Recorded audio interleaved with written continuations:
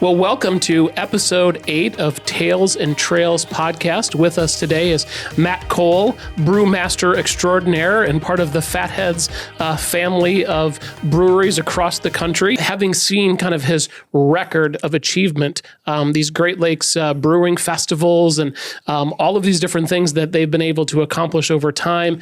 And people would ask, why is Matt Cole, one of the foremost brewers in the country, part of our Tales and Trails? Well, Matt and I had a chance to meet each other probably, we think, 10, 12, 13 plus years ago. When I think about our partnership and the work, it was one of those things that you made it easy. You made it easy because the level of creativity, and we were just talking about the new can and the concept, and talk to us about what makes a successful partnership between what we bring to the table for the region and kind of where your thoughts kind of lied.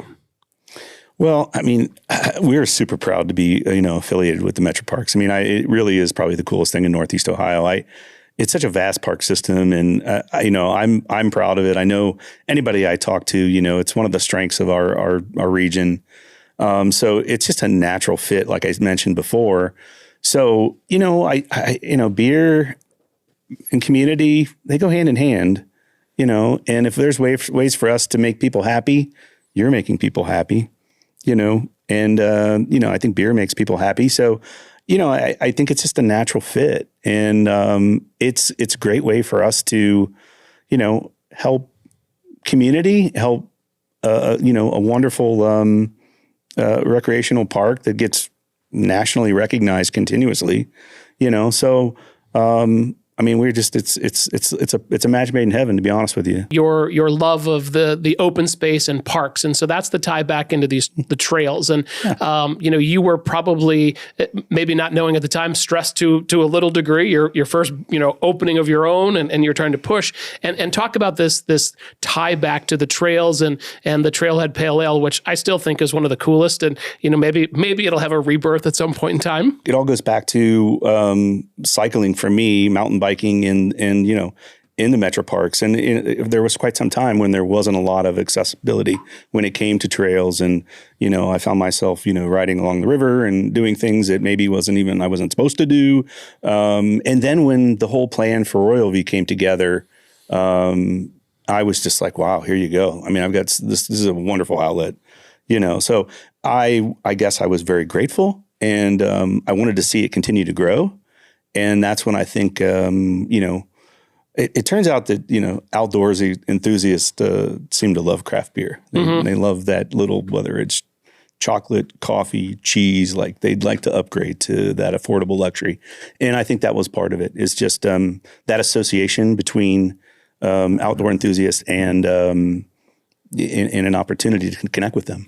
Yeah, I think of the Royal View, and that was, I would say, there are a number of turning points, at least in the last 15 years that I've been here, and that was one of the things that my first 3 years here we talked about. And to your point, it's like, hey, I'm not even supposed to be here, but there's really not an outlet. We had 2.3 plus or minus miles at Ohio Erie Canal, which were okay, but not necessarily the mileage that anybody was looking for. And we fast forward to Commissioner Dan Moore coming on board and talking about trails and making it a priority.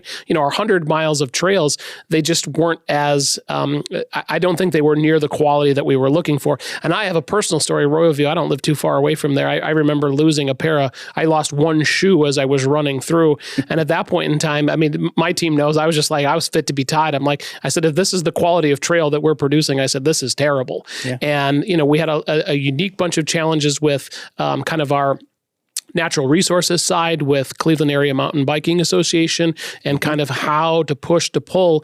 And we were able to break down all those barriers over time. And Royal View, I think, is arguably one of the greatest examples. And, the support that we were able to get from the Trailhead Pale Ale, I think that number is, north of a six-figure number that you and your company gave back to continue to facilitate. So we moved into Bedford. Now we're at West Creek. I don't know if you've had a chance to go through the West Creek, and what are your thoughts on their progression? It's fantastic. It really is amazing. Watching it develop and just slowly seeing this manicured kind of flowy trail that would just, it's kind of a thrill. So for me, high stress job, it just gives me an outlet to just kind of like forget about all that. I'm out there for an hour and it's good for me. It's good for my mind. And it's, it's really, it's great for the community. The techniques change kind of over time, and we've made the trails better. We found out ways that, they kind of move and they flow. But I mean, your own personal experience and your tie back, I think really, helps set the stage. And then we've kind of produced this Leaf Man Lager. Yeah. And so, talk to us a little bit about, kind of that next iteration. Yeah, I think there's been a little bit of a trend for people that are, well, for one, maybe drinking a little bit lower alcohol, maybe a little bit something that's a little more neutral. And for us, finding a style that is just, paler in color, very dry, very crisp, very clean, very refreshing, and something that you can have a few of. And that was kind of the goal is, I love IPA, don't get me wrong, but, after I've had a good workout like that riding, an IPA doesn't really quench my thirst to the same level as having something that's a little more brighter and a little more refreshing. So that was kind of the idea is to make something that is a little more approachable by the general masses. If you're maybe not a big beer enthusiast, I think this still would land as something that has some flavor, but isn't a light domestic beer. And it's one that, you can keep coming back to. Talk about the relationship with the Cleveland Guardians, the Cleveland Metroparks, and how did this all kind of come together? Well, obviously, we've been working with the Metroparks for, 12 years now, I think at least. So, but we've been the official craft beer for the Guardians for the last 2 years. And we kind of thought that it would be really amazing if we could tie both the Guardians and the Metroparks together on the Leaf Man can in a larger format, which is a 19.2 format, which is kind of what you see a lot at the stadium now, those bigger beers. We call them stovepipes. So really happy to announce that Leaf Man will have that kind of co-branded package of the Metroparks and the Guardians, and it'll be available at the stadium. Well, we couldn't be more proud. I mean, to have our partnership not only with Fatheads, the official sponsor of the Guardians, but to be in stadium. I can't think of three more iconic things here in Cleveland. And talk to me about sourcing your ingredients. You talk about yeast. And, you and I have talked many times about the hops and where they're coming from, and some of the things that are potentially going on with the tariffs. I mean, are you worried about some of these things sourcing some of your products, or extremely? Yeah. I mean, our base malt comes from Canada. It comes from Alberta. So we're facing tariffs there. We've actually faced a little bit of, I don't want to say quality issues, but they had a poor harvest. So we're trying to wrestle that back in, probably looking to switch to more of a U.S. domestic malt, quality and price-driven reasons. But it really, raw materials are, I use that phrase too, like a lot of people, good product in, good product out.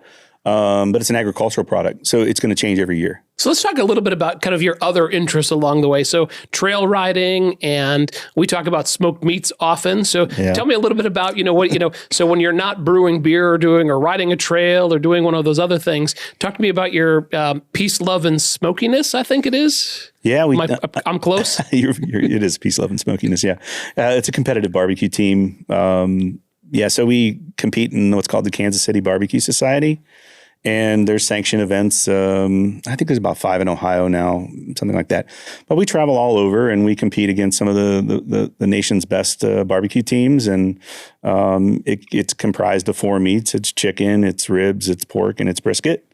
So we do all these different things of brines and injections and homemade blends of seasonings and sauces and all those kind of things to compete. And then it's a blind box, literally. So you have to put 6 pieces of meat in a box, and then they go to a judging table, and they judge them for appearance. So Matt and I have known each other for a long period of time, and he's helped bail me out. I had to, we had one of the probably toughest weekends. Our beloved pet Eli passed away, and we were trying to cook, what was that, a 10 or 12 or 15? A monster brisket. It was a monster brisket. I sent him a picture, and he goes, "Bro, what are you doing?" And I said, "I actually have no idea, and I need your help." And you literally walked me through in the calmest possible way of how to get the thing prepped. And, it's interesting. I think anytime you do those things, there's so many different things online of what to read. And you're just like, Brian, follow my directions. And I will tell you, it was phenomenal. It's a lot like beer. It's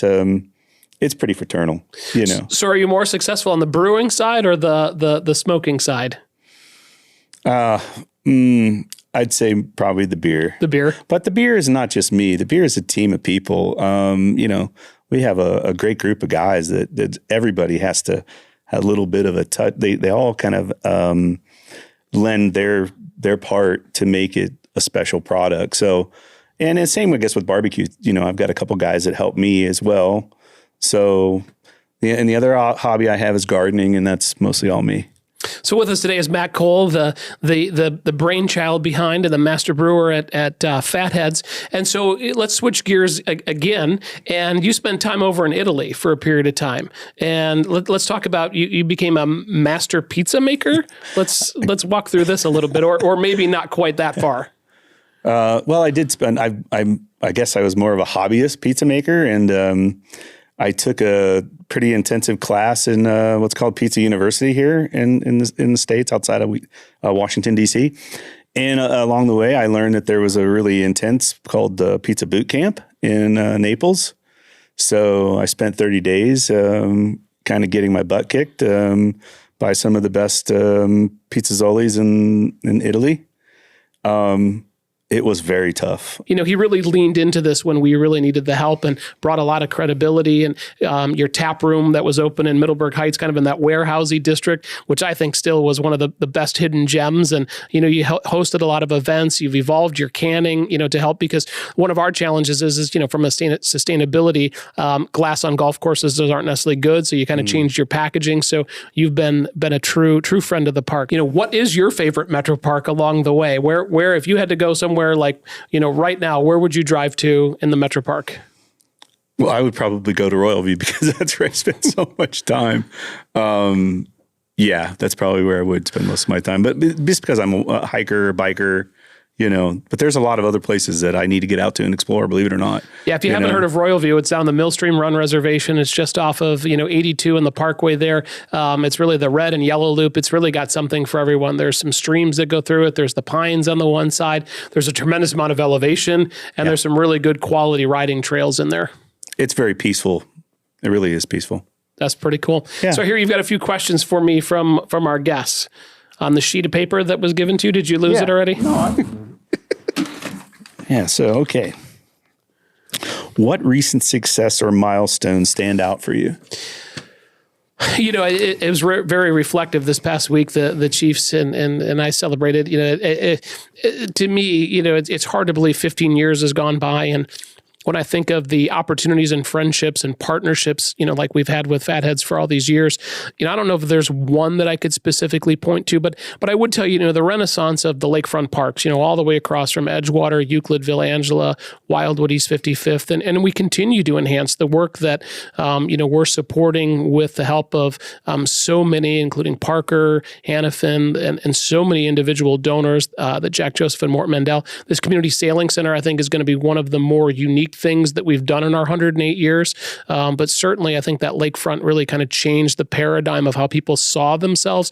That Beer at the Pier event, the sunsets, the Edgewater Beach House, there's a lot to what we've been able to do there. But there's been continued enhancements. When I look at Wallace Lake, which is, near in the backyard of the brewery, that I just got to tour this morning, and, that's going to be a really unique place.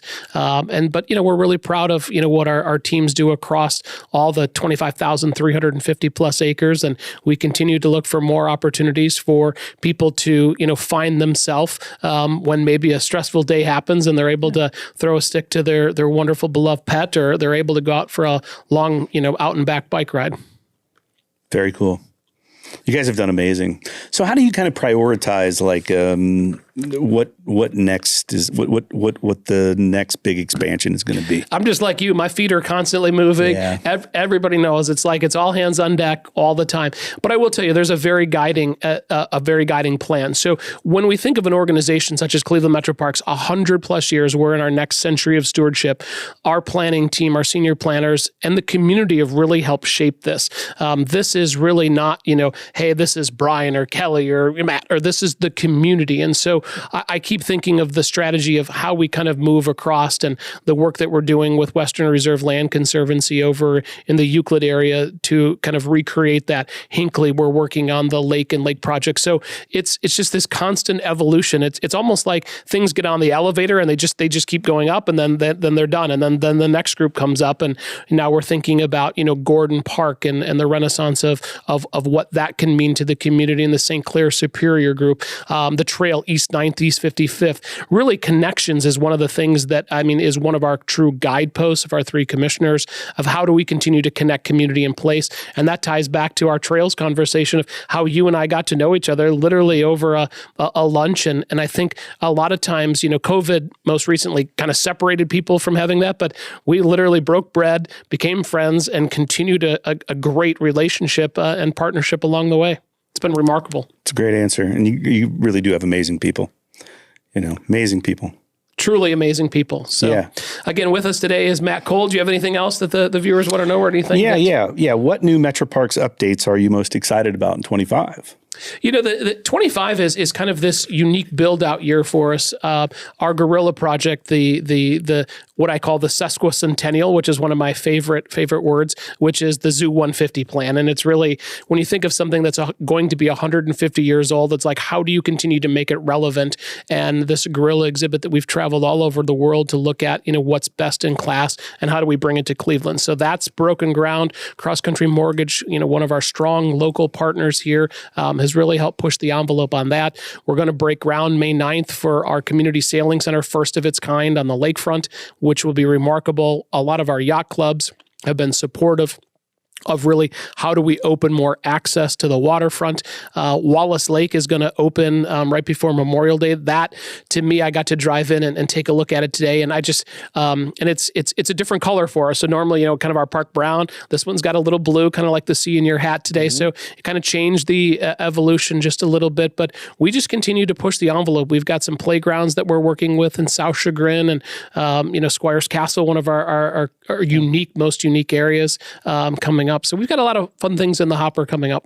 It's exciting. Yes. Very cool. Nice job. Thank you so much. So again, with us today was Matt Cole.